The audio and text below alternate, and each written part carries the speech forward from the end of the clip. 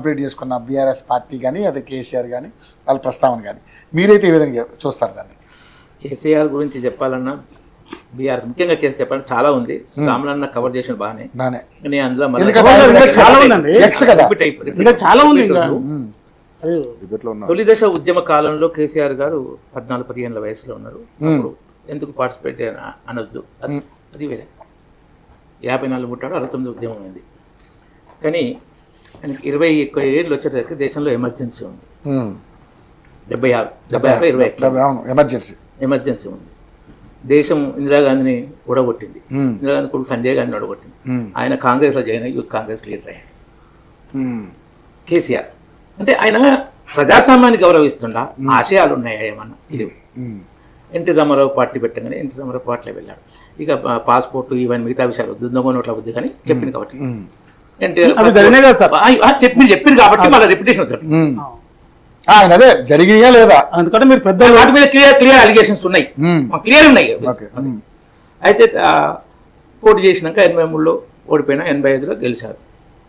తర్వాత 85 నుంచి 2001 వరకు ఏనాడు తెలంగాణ గురించి బాధపడలే. ఉల్టా ఈ జోనల్ సిస్టమ్ రద్దు చేయాలి, అసెంబ్లీలో మాట్లాడారు. జోనల్ సిస్టమ్ రద్దు చేయాలి, టాలెంట్ ఉన్నోడు ఆందోళన అయితే ఎవడైతే వాళ్ళతో రాష్ట్రానికి మనం బెనిఫిట్ చేసుకోవాలి అని మాట్లాడారు. మంత్రి పదవి ఇచ్చిండు కేసీఆర్ చంద్రబాబు. తర్వాత ఆయన మంత్రి పదవి రవాణా శాఖ మంత్రి ఇస్తే ఆయన పని చేయడం రాదు. అప్పుడు ఢిల్లీలో ఉన్నాను, వచ్చి ఏంది ఇన్ని ఫైలు కుప్ప పెరిగిపోయినాయి చంద్రబాబు కూర్చొని అడుగుతుంటే ఆన్సర్ చెప్పలేకపోతే. ఆ ఫోటో వీడియోలు వచ్చినాయి సోషల్ మీడియాలో.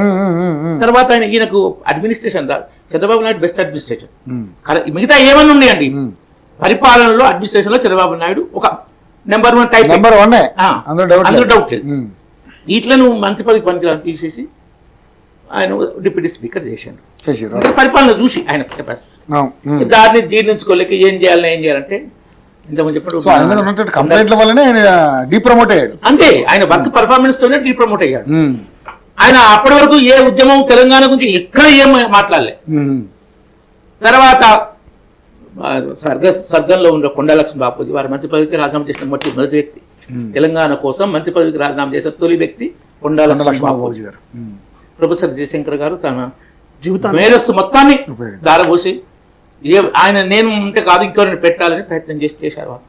2009 మహాకూటమి అప్పుడు వద్దండు ప్రొఫెసర్ జయశంకర్ తెలంగాణ వ్యతిరేక పార్టీతో పొత్తు పెట్టుకోవడం ఏంటి అంటే లెక్క పెట్టలే. ఆ మహాకూటమి అంటే గోడం కొట్టిపోయింది. 40 స్థానాలు ఇస్తే 50 స్థానాలు పోటీ చేశాడు. అదే గెలిచాడు. 2009 కదా అదే గెలిచాడు. చంద్రబాబు నాయుడు ఇంటికి వెళ్ళి మానకొండలు ఎమ్మెల్యే ఉండే ఆయన గొంగడేసి మన గద్దర్ లాగానే పాటలు పాడతాడు.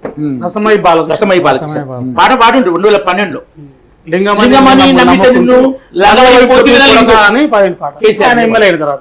సో ఉద్యమ కాలంలో కేసీఆర్ పనితీరు అలా ఉంది. అది రాజశేఖర రెడ్డికి 2009 చనిపోకపోయి ఉంటే కేసీఆర్ దుకాణం బందే అయ్యేది. ఆయన హెలికాప్టర్ దుర్ఘటనలో ఈయన దుకాణం బందే, తెలంగాణ ఉద్యమం రాష్ట్రం ఆగిపోయేది. ఈయన కాలం బంద్ చేసుకోవాలి అంటే అంత ఊపు ఉండేది కాకపోవచ్చు. అది ఈయన బంద్ చేసి ఇంకెవరైనా లీడర్ వచ్చేవాడు. ఎందుకంటే ప్రజల్లో బలంగా ఉంది తెలంగాణ, ప్రజల్లో బలంగా ఉంది.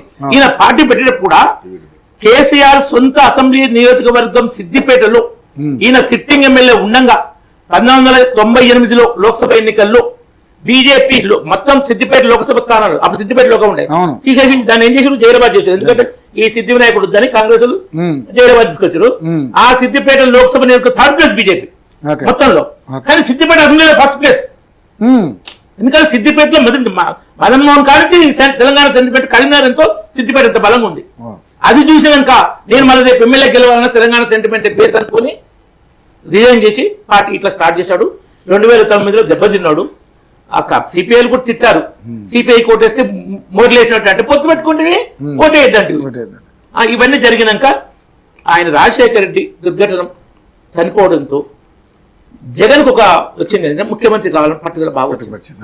వాస్తవాలు మన రోసే గారు ముఖ్యమంత్రిగా తాత్కాలిక మంత్రిగా పెట్టిండు, సోనియా గాంధీ ముఖ్యమంత్రిగా అనుభవజ్ఞుడు, కమిటెడ్, పార్టీకి నిష్ఠగా ఉన్న వ్యక్తి, పెద్దగా వేరే చెడు ఏం లేవు ఆయన మీద, అవినీతి ఆయన చెన్నారెడ్డి ఉన్నప్పుడు చెన్నారెడ్డికి అనుకూలంగా ఉన్నా మనిషి కొంచెం కమిటెడ్ పనిచేశాడు, ఒక సామాజిక వర్గంలో మంచి కమిటెడ్ వర్కర్. కాబట్టి ఆయన పెట్టిండ్రు. ఈయనను ఎట్లా దించాలని జగన్ డబ్బులు ఇస్తే సత్యాగ్రహం చేసాడు చంద్రబాబు, కేసీఆర్. చాలా మందికి చేతికి ప్రజల్లో ఉన్న తెలంగాణ ప్రేమ పెళ్ళుముకింది. పెళ్ళుకుంటే ఆంధ్ర వాళ్ళు ఏం జగన్ నువ్వు ఏం పని చేస్తున్నావు అంటే, అరే వద్దు బాబు ఆపేయమన్నాడు జగన్. ఈయన నిమ్మరసం తీసుకున్నాడు కేసీఆర్. ఖమ్మంలో కాదు, ఇక్కడ ఓకే, అది వేరే మరి ఖమ్మంలో నిమ్మరసం తీసుకున్నాడు. అంటే ఉద్యమం అదే ఏది మన మళ్ళీ వెంటనే కరెక్షన్ తీసుకుంటే నాయన నరసింహ మళ్ళీ చెప్పాను. అక్కడ నిజామాబాద్ లో ఉస్మానియాలో కాకతీయులో శవయాత్ర చేశారు విద్యార్థులు కేసీఆర్ ని. శివయాత్ర చేసి ఇట్లా శివయాత్ర చేసి మనకు ఇట్లా పబ్లిక్ లో ఇంత ఉద్యమం వచ్చిందంటే మళ్ళీ రీస్టార్ట్ చేశాడు. అప్పుడు నిజాయితీగా చేశాడు. మనం ఎందుకంటే ఏ అంశం నేను మొదటి నుంచి అట్లా మాట్లాడు. అప్పుడు నిజాయితీ చేశాడు, బక్కగయ్యాడు. తీసుకున్నాక కాంగ్రెస్ ప్రభుత్వం అప్పుడు దిగొచ్చింది. దిగొచ్చి December 9 ప్రకటన చేసింది.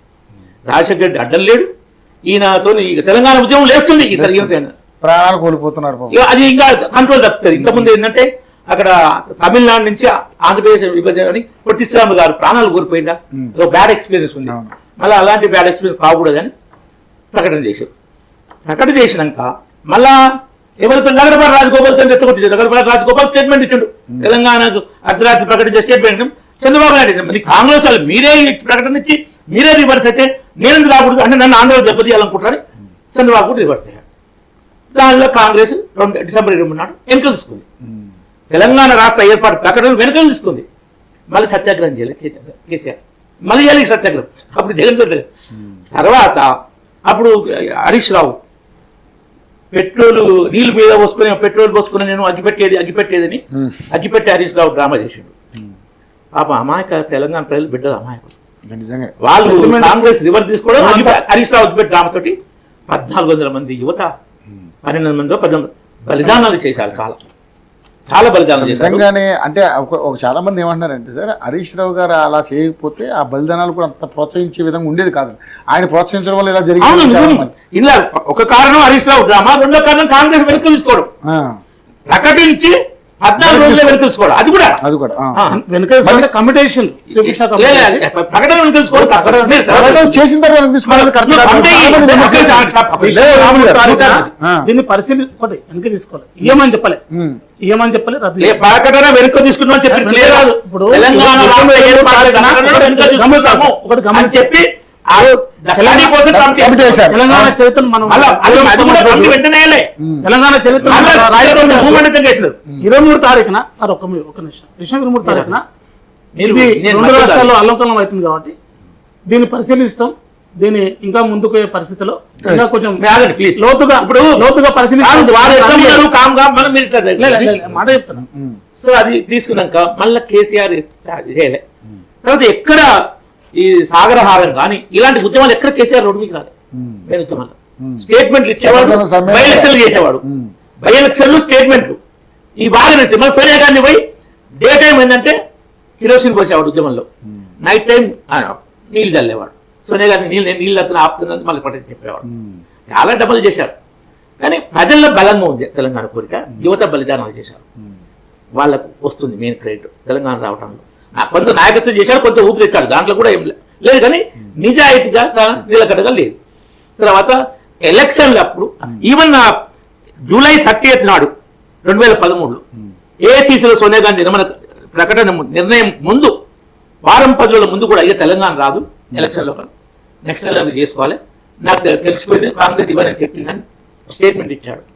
ఎప్పుడైతే ఆయన తెలంగాణ రాదని చెప్పిండు తర్వాత కాంగ్రెస్, ఎందుకంటే కాంగ్రెస్ ప్రకటిస్తే నేనే ఇచ్చానని చెప్పుకుంటాడు ఈయన అనే భయం కాంగ్రెస్ సోనియా గాంధీ ఉండే. మేమిద్దాము అనుకున్న అవి చూసిందో ఆంధ్రాలో పరిస్థితులు ఇక చూసిందో జగన్ అప్పటికే లేస్తున్నాడు. జగన్ ఆంధ్ర లేపి ఇక్కడ తెలంగాణ కాంగ్రెస్ ఉంటే కొంచెం పొలిటికల్ గా పెట్టుంటది. కేసీఆర్ తెలంగాణ రాదు ఇప్పుడు ఎలక్షన్, ఈ ఎలక్షన్ లోపల అన్నాక అప్పుడు నిర్ణయం తీసుకోవాలి. తీసుకున్నాక ఇక తెలంగాణ రావడం జరిగింది. తెలంగాణ వచ్చే టైంలో హెలికాప్టర్ దిగి గుర్రం ఎక్కి ఒంటెక్కి డ్రామాలు చేసి సోనియా గాంధీ కుటుంబం దగ్గరికి జేఏసీ నాయకులతో పోలే, కేసీఆర్ కుటుంబంతో పోయాడు. సంకేతం. నేను తెచ్చేది కుటుంబ పాలనే. జనం అర్థం చేసుకోలేకపోయారు. ఇది మేధావులకి అర్థమైంది. ఆయన కుటుంబంతో మనవడు మనవరాలు భార్య పిల్లలతో పోయాడు. అదే ప్రొఫెసర్ కోదండరామ్, మిగతా జేఎస్ నాయకులు, వాళ్ళు బీజేపీ, ఇంకెవరెవరు ఉండు, వాళ్ళు లెఫ్ట్ కమ్యూనిస్టులు, నక్సల్ సంబంధించిన సంస్థ కూడా ఉండే. భారతం పోయింటే నువ్వు నిజాయితీగా చేసినట్టు లెక్క. కాకుండా నీ కుటుంబానికి ఆ రాజకీయ బెనిఫిట్ పొందాలని కుట్ర నీ అక్కడనే భయం. తర్వాత ఆమె పోయి ఏం చెప్పాడు, కాంగ్రెస్లో మెర్జ్ చేస్తా అంటే ఏంటంటే నేను నా పార్టీలో నిర్ణయం తీసుకొని మీకు తెలియజేస్తాను, వీడికి వచ్చి కాంగ్రెస్లో మెర్జ్లేదు ఏం లేదు అని చెప్పాడు. సో చెప్పి ఆ సెంటిమెంట్ని బాగా ఇక అక్కడ ఏంటంటే బీజేపీ మీటింగ్లో పవన్ కళ్యాణ్ కూర్చున్నాడు, నరేంద్ర మోడీ పక్కన, కిషన్ రెడ్డి కూర్చున్నాడు. ఆంధ్ర పవన్ కళ్యాణ్ పక్కన కూర్చోబెట్టుకుని నరేంద్ర మోడీ మన కిషన్ రెడ్డిని దూరం కూర్చోబెట్టి ఈ సెంటిమెంట్లు బాగా చాలా చేశాడు. ప్రజలు నమ్మారు పాపం. ప్రతి దాని మీదలే వేసుకున్న సొక్కాల మీద కావచ్చు, అన్నింటి మీద వివక్ష బాగా అవి చేశాడు. ఉన్నదాన్ని తను వాడుకోవడం, మాటలతోటి ప్రజలను రెచ్చగొట్టడం, మభ్యపెట్టడం, ఇవన్నీ చేశాడు. తర్వాత మళ్ళా తెలంగాణ అధికారంలోకి వచ్చినాక మొదలైతే తొలి ముఖ్యమంత్రి దళితుడే అని చెప్పిండో దాన్ని మొత్తం మూసీలో నిర్వీర్యం చేసి మాట మీద ఎప్పుడు నిలబడలే, ఏది మాట మీద నిలబడలే. తర్వాత ఉద్యమ ద్రోహులను పార్టీలకు తీసుకోవడం మొదలుపెట్టాడు. సో అది ఆయన నైజం ఏంటంటే తెలంగాణ అది అధికారం కోసం ఏమైనా చేయాలి, దానికి తప్పులేదు దిశలో ప్రయాణం జరిగింది. ఆయన ప్రకటించారు కదా ఉద్యమ పార్టీ కాదు కొత్త రాజకీయ పార్టీ అని చెప్పారు కదా. తర్వాత రాజకీయ పార్టీ అయినంత మాత్రాన పార్టీ ప్రోత్సహించాలా? రాజకీయం చేస్తా అంటాడు కదా. అదే కానీ రాజకీయ పార్టీ రాజకీయం చేయకపోతే ఏం చేస్తుందా అని అన్నాడు. ఇప్పుడు రాజకీయ పార్టీ అయినంత మాత్రాన పార్టీలను ప్రోత్సహించే రాజకీయ నియమాలు లేని రాజకీయాలు చేస్తున్నా రాజకీయ పార్టీ. ఆ విధంగా కేసీఆర్ ప్రవర్తించి ఇప్పుడు మన TV9 లో అన్నాడు రజనీకాంత్, ఫిరాయింపులకు పితామహుడే కేసీఆర్ తెలంగాణలో. అది భాగమైన తెలంగాణ ప్రజలు. రాజశేఖర్ రెడ్డి మంచి ప్రశ్న. రాజశేఖర రెడ్డి గారిని మర్చిపోయారా? అదే చెప్తున్నా, ఒక్కటైరు కాబట్టి మాట్లాడతారు మీరు. ఈ రోజు కూడా బీఆర్ఎస్ పార్టీ ఎమ్మెల్యేలు పార్టీ ఫిరాయించుకొని అసలు మీకు నిజంగా కేంద్రంలో మీరు ఒక జాతీయ పార్టీ నాయకులు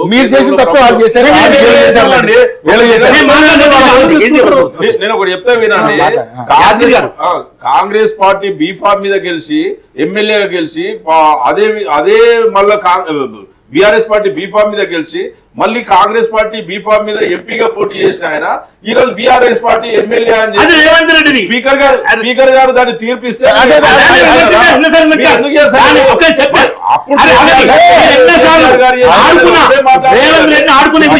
గురించి మీరు మాట్లాడండి. ప్రభుత్వం ప్రజలకు అన్యాయం చేస్తారు. మీరు మంచి క్వశ్చన్ అడిగారు, దానికి సమాధానం చెప్తారు. రాజశేఖర రెడ్డి తప్పు చేయలేను కానీ కానీ కేసీఆర్ అంత ఘోరంగా చేయలేదు. చెప్తా క్లియర్ గా మాట్లాడండి. తలసాని శ్రీనివాస్ యాదవ్ 200 సంవత్సరాలు టీడీపీ ఎమ్మెల్యే, టీఆర్ఎస్ మంత్రి. రాజశేఖర రెడ్డి చేసింది ఏమన్నా? తలసాని శ్రీనివాస్ యాదవ్ 200 సంవత్సరాలకు పైగా టీడీపీ ఎమ్మెల్యే, టీఆర్ఎస్ మంత్రి. రాజశేఖర రెడ్డి ఏమనుకున్నావు బీఆర్ఎస్ నాయకులను అసోసియేట్ మెంబర్స్ గా తీసుకుని తప్ప కాంగ్రెస్ డైరెక్ట్ తీసుకోలేదు. మీరు స్టార్ట్ తీయండి మొత్తం. అది కూడా తప్పే. అది రైటా? నేను తప్పేం మీరు అనకమనే చెప్తున్నా, కానీ ఇంత ఘోరం కాదు. ఒక తలసాని శ్రీనివాస్ యాదవ్ కదా, అందరూ అంతే కదా. అది ఎల్పీని విలీనం చేసిరండి ఆ రోజు. కేసీఆర్ నాయకత్వాన్ని బలపరచడం కోసం అన్ని రాజకీయ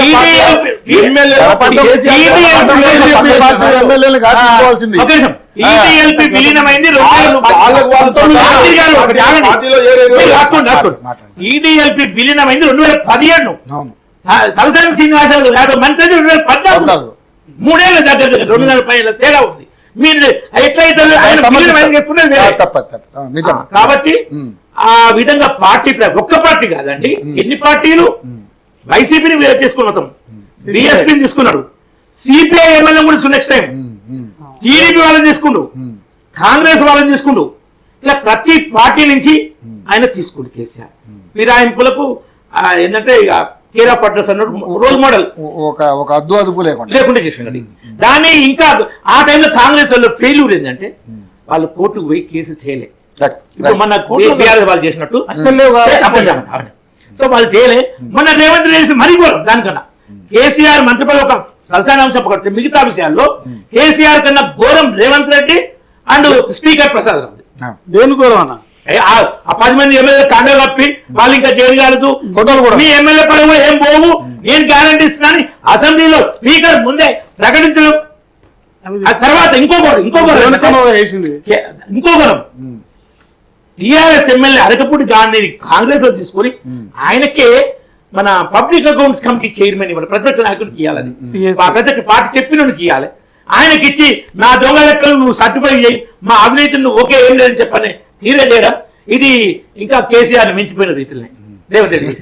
కాబట్టి ఇది ఏంటంటే ఉద్యమ కాలంలో కొంత చేసిన కేసీఆర్ బీఆర్ఎస్ పార్టీ కొంత చేసిన బయట చెప్పుకున్నంత లేదా, అధికారంలోకి వచ్చినాక మొత్తం తిరోధకాలు ఇచ్చి ఒక దుర్మార్గ వ్యవస్థను ఏంటంటే అప్పులు కూడా విపరీతంగా అప్పులు, ఆస్తి ఆస్తి మూరడు అప్పులు బారడు. కేసీఆర్ వల్ల సృష్టించబడిన ఆస్తి మూరడు అప్పులు బారడు ఆ విధంగా చేశారు. తర్వాత బెల్ట్ షాపులు దీంతో తాగుబోతులు తెలంగాణ, ఆత్మహత్యలు తెలంగాణ, రైతులు ఆత్మహత్య కాకుండా రైతులు అంటే తమ్ముడు జరిగినాయి, సర్పంచులు కూడా ఆత్మహత్యలు చేసుకోరు, 317 జీవోతో ఉద్యోగులు ఆత్మహత్యలు చేసుకోరు. సో ఇది అప్పుల తెలంగాణ, ఆత్మహత్య తెలంగాణ. అప్పులు ఇప్పుడు 10 సంవత్సరాలు ఎక్కువైందా, ఈ 2.5 సంవత్సరాలు ఎక్కువైందా? కేంద్రం పార్లమెంట్ లో మీ బీజేపీ ప్రభుత్వానికే చెప్పింది,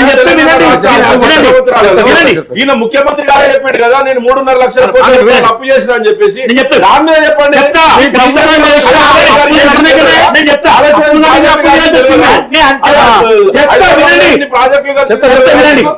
గురించి మీరు మాట్లాడారు, అప్పులు చేసి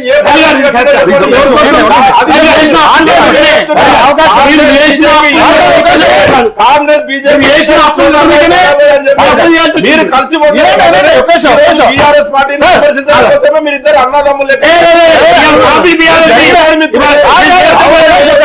జరిగిన వాటి గురించి చర్చించుకోవాలి లేదండి.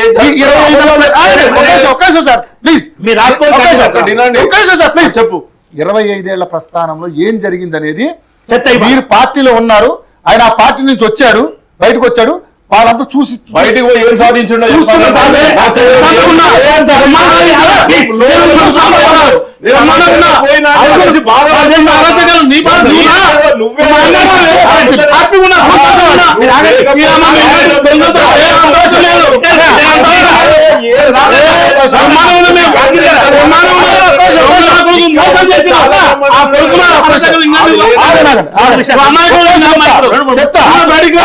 వాళ్ళు బయటకు వచ్చారంటే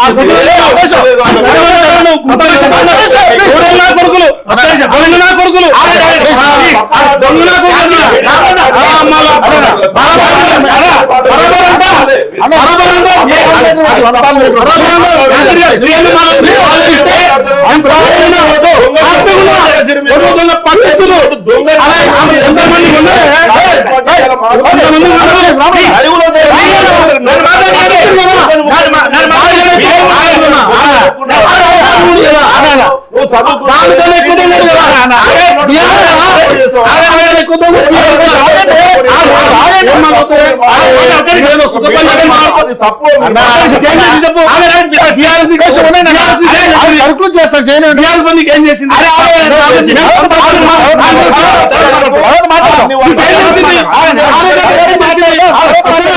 చేసింది దొంగలంతకు జరగండి. పార్లమెంట్ లో 3.5 లక్షల కోట్ల అప్పు చెప్పింది, బడ్జెట్ లో చూయించి ఇట్లా చేసింది. బడ్జెటేతర పరంగా కార్పొరేషన్లు చేసి ఎన్నో బిల్లులు పెండింగ్లు పెట్టి మొత్తం వస్తే 7 లక్షల కోట్లు దాటింది. 72,000 కోట్ల అప్పు నుంచి మిగులు రాష్ట్రం రెవెన్యూ మిగులు రాష్ట్రం నుంచి 7 లక్షల కోట్ల అప్పు, 3.5 లక్షల కోట్లు బడ్జెటేతర పరంగా పెండింగ్ బకాయిలు, టెండర్స్ కానీ మన ఫీజు రియంబర్స్మెంట్ కానీ ఆరోగ్యశ్రీ కానీ ఇవన్నీ మరో 3 లక్షల కోట్లు. కాబట్టి 7 లక్షల కోట్ల పోయింది అప్పుడు తెలంగాణ. ఇంకొకటి కేసీఆర్ ను వీళ్ళు ఏమన్నారు, నదులకు నడక నేర్పిన కేసీఆర్ అంటారు. కేసీఆర్ కూడా ఏమన్నా వినిపిస్తారు, నాట్యం నేర్పించా బుర్ర పెట్టి మొత్తం పెట్టి పెట్టాడు, బుర్ర ఖర్చు పెట్టాను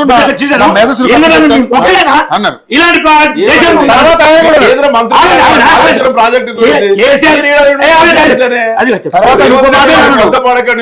అంత ఇంజనీరింగ్ వ్యవస్థ నా దగ్గర అట్లా అన్న ఆయన తర్వాత నాకేం సంబంధం లేని ఆ ఘోష్ కమిషన్ ముందు చెప్పిండు. అది ఇంజనీర్, నేను ఇంజనీర్ కూడా కాదు, నాకు ఏ చదువు లేదని అన్నాడు. అది అన్నాడు, ఆ వీడియో కాబట్టి అది కూడా ఉంది. ఆయన కేసీఆర్ ఏంటంటే నదులకు నడపలేపలే, బ్యారేజ్లకు కుంగరం నేర్పింది. Clear evidence right right barrage. కాబట్టి రైట్ కేసీఆర్ ఏంటంటే ఒక తెలంగాణ చరిత్రలో ఒక 20-25% పాజిటివ్గా ఉండి 75% తెలంగాణ తీవ్ర నష్టం చేస్తాడు. మళ్ళీ వస్తే మాత్రం తెలంగాణ మొత్తం అమ్మేస్తాడు కేసీఆర్. రైట్.